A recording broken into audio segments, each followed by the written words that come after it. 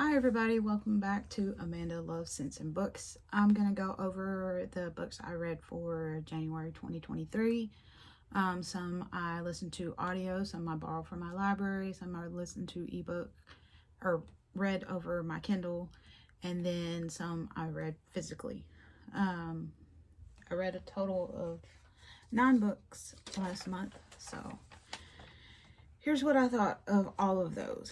The first one was The Curse of Maleficent, The Tale of Sleeping Beauty by Elizabeth Renwick. I listened to it and read it physically. It was free on Kindle Unlimited. It may still be, I'm not for sure. But if you've seen the first movie of Maleficent on Disney Plus, or seen it in theaters when it came out, it's basically the entire movie in book. It was really good. I love Maleficent. It's my favorite Disney villain. So 5 stars. The second one I borrowed from my library on Libby, so I listened to it audio. The Invisible Kingdom, Reimagining Chronic Illness by Megan O'Rourke. This one, I am a type 1 diabetic, so I have a chronic illness. It's never going to go away. I've had it for 34 years, pretty much, might say. I was a baby when I got type 1 diabetes.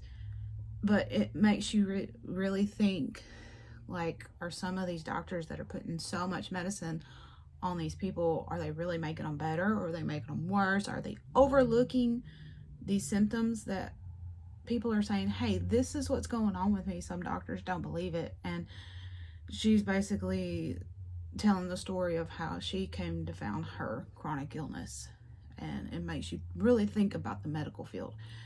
It's a 5-star book.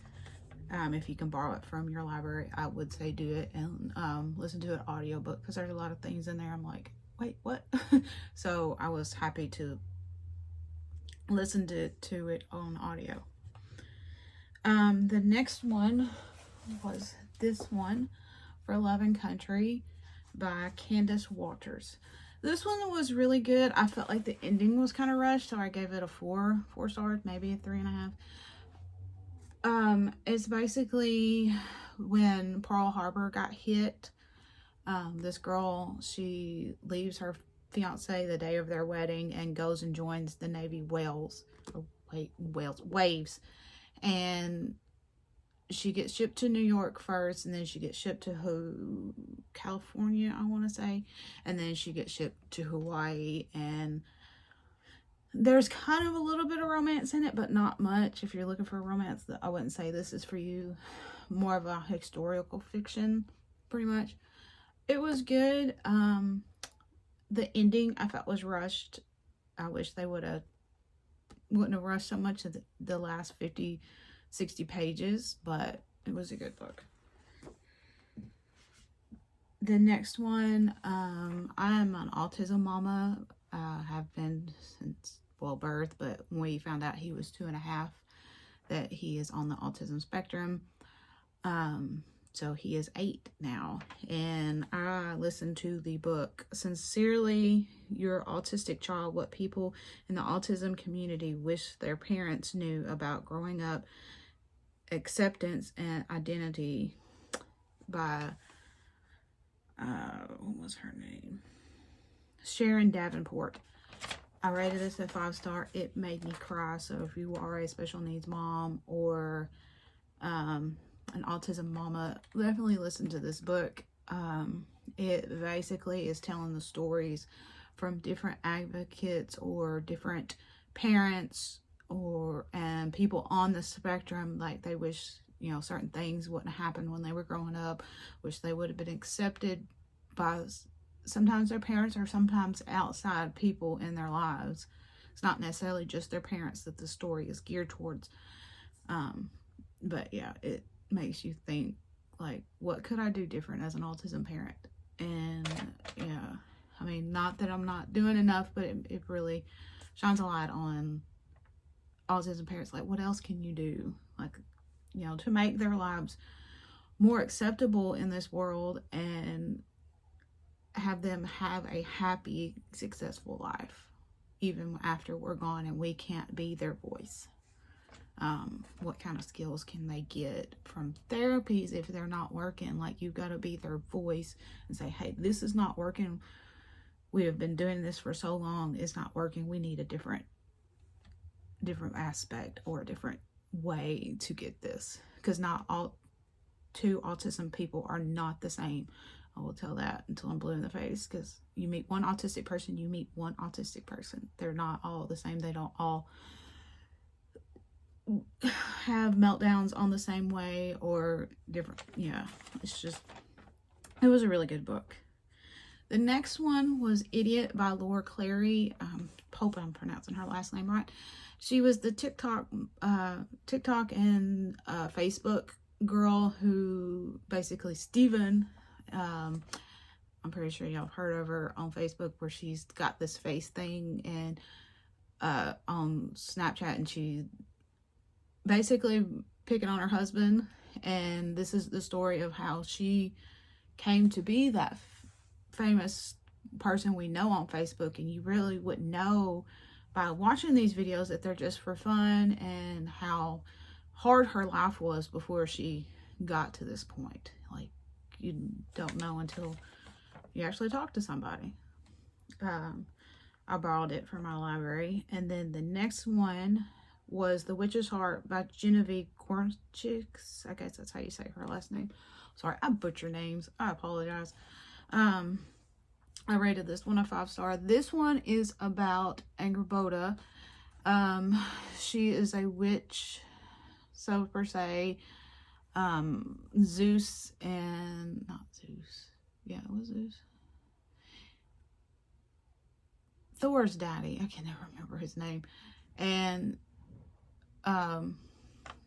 his brother falls in love with her, and she's banished to this island, and it's basically Loki brings her heart to her, and how she falls in love with Loki, and how she realizes that it's not just love for Loki, it's love for other things, and how she gets rid of certain things in the world. It was a really good book. If you like, was it Circe by Madeline Miller? I think you would like this book. And if you kind of like the Marvel, Loki, and Thor, you'd probably like it too. But yeah, it was a good one. Notes on the Execution, I listened to it audio. I borrowed it from my library as well. I'm trying to utilize my library some. Notes on the Execution by Dana Kaliki. Not sure how to say her name is. I listened to this on audio, as I said. 4 stars. Basically, you're going through, I think it was 22 hours till his execution, and you figure out why he is on this execution table or getting ready to be executed by the state, and what led up to it by these different women that were in his life. It was really good. If you like contemporary fiction, I guess you could say this one was. Definitely listen to it on audio, I would say, because I listened to it audio and borrowed it ebook, and I preferred listening to it on audio for my library. And then the last book I read was Cinder by Marissa Meyer. This is the first book in the Lunar Chronicles series. I want to try to continuing with the series, because this one left on a cliffhanger. Just to let you know, there was a cliffhanger at the end of this one. This one, imagine, kind of like Cinderella, is a cyborg. Yeah, that's basically what this is. And there is a, I guess you'd say, virus that's killing everybody, and you find out different things, how she can help with it. And it's not so much a Cinderella retelling as people say it is. I mean, it has some of the Cinderella aspects in it. It has a stepmother and a stepsister in it, but it's not straight to a Cinderella. Like, if you had never knew Cinderella or read any Cinderella, you wouldn't think anything about it being Cinderella. But there is a couple Cinderella aspects to it. I rated it a 4 stars because it left on a pretty good cliffhanger, and that means I've got to go borrow another book from the library, because I think there's 6 books in the series. Don't quote me on that, but I really liked it, and I will continue with the series. Well, that is all I read for the month of January. I will update y'all what I've already started reading for February. I'm reading A Thousand Boy Kisses right now on my ebook, or Kindle ebook, and then I'm listening to A Taste of Poison via audiobook, and reading The Night Circus physically right now. So I'll let y'all know. Those will definitely be on the end of February's wrap up, and I will see what else I come with up February, because I'm a mood reader. Like, I have so many books behind me that I have not read yet, but I want to try to get down on my physical TBR, and of course utilize my library instead of buying a whole bunch of books that I either gonna sit here or I don't get to. So I need to stop buying so many books and get through these. But y'all have a great rest of your day, and thanks for watching.